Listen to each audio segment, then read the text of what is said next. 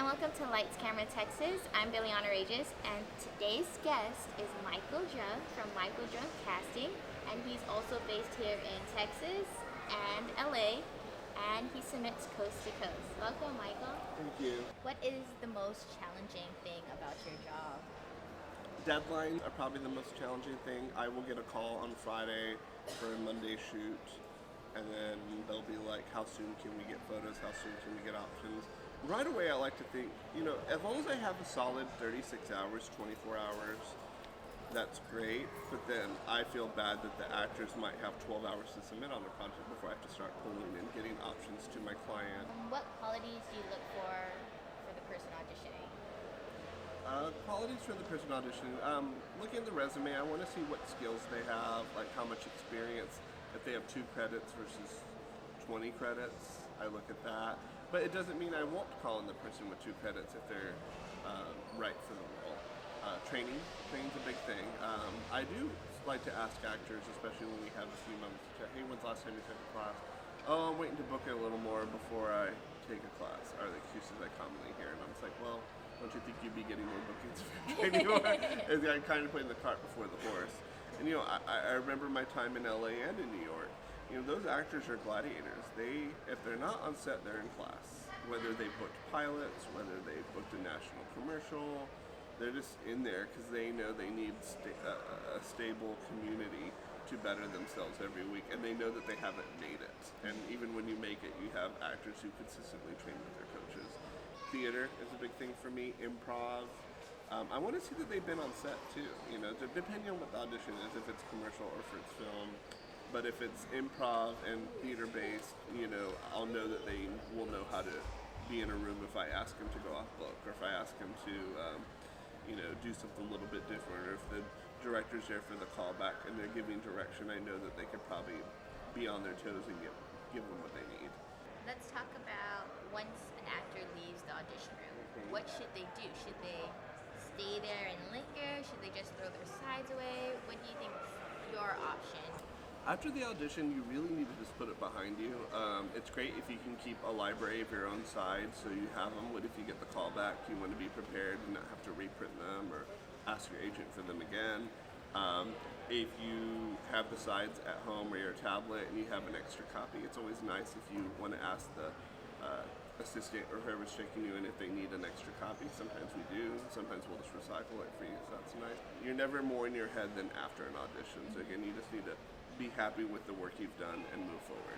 If you're not happy, do some training, work on it for the next time. You just got to consistently make yourself better and do the best work that you can. If you can ask yourself, did I do my best? Well, great, then move on from it. I think a lot of actors also forget that, getting an audition is a huge opportunity, compared to, all the people that could have had that audition. Yeah, if I get 400 submissions, I'm going to call in maybe 30 for a role. That's how I said the number 30, now I'm thinking maybe 20. 20, okay, great. And then, say I feel like, the tapes that we look at, we narrow it down to 6 for the callback, and then he gets the job. Sometimes 3 for the callback, I don't like to waste people's time if I can help it, but if the client wants to see that many people, that's fine. So during a callback, should the actor wear the same clothes? I believe that the callback actor should wear the same clothes. I mean, you don't want to get so meticulous. Oh my gosh, this is a different undershirt. You know what? Mm-hmm. Like right now I'm wearing a blue shirt. If I have blue, great. But if I made a wine stain, I need to put another blue shirt on. Okay, great, that's fine. But yeah, you want to wear what you wore for the initial audition because that's what they liked. Someone, maybe it's the casting director or the director, asks the question, "Tell me about yourself." What should an actor say at that point? Okay. Tell me about yourself is really something we get so we can see your personality, and not so much so we can see your personality, it's so the tape can see your personality, and whoever wasn't able to be in the room can see your personality.